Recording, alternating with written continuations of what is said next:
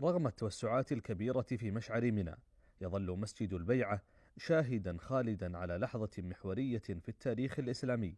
يقع المسجد على بعد حوالي 500 متر من جمرة العقبة الكبرى، وهو الموقع الذي شهد أولى بيعات الإسلام.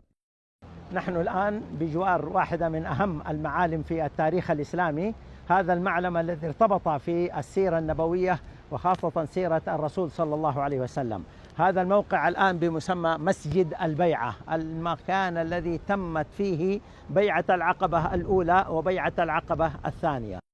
بني المسجد في عهد الخليفة العباسي أبي جعفر المنصور عام 144 للهجرة، وتخليدا لتلك البيعة التاريخية التي جرت، أعيد ترميمه في عهد الخليفة المستنصر عام 629 للهجرة، وهو عبارة عن فناء مفتوح يضم محرابا ورواقين مسقوفين ب3 قباب لكل جانب، وتزين جدرانه نقوش تاريخية تربط الزائر بعصور الإسلام الأولى.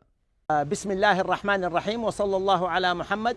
أمر بعمارته سيدنا ومولانا الإمام المقترض الطاعة على كافة الأنام أبو جعفر المنصور المستنصر بالله أمير المؤمنين، أعز الله أنصاره وضعف أقداره، وذلك في سنة 25 و200 للهجرة. هذا كان التجديد الثاني بعد عمارة هذا المسجد الذي ذكرنا أنه بني عام 144 للهجرة في عهد الخليفة أبو جعفر المنصور.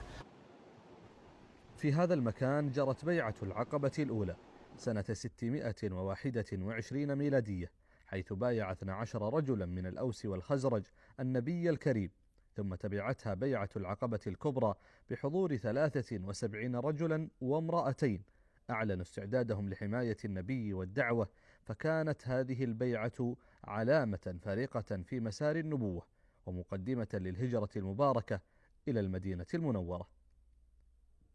عبد الله العبيد، مشعر منى.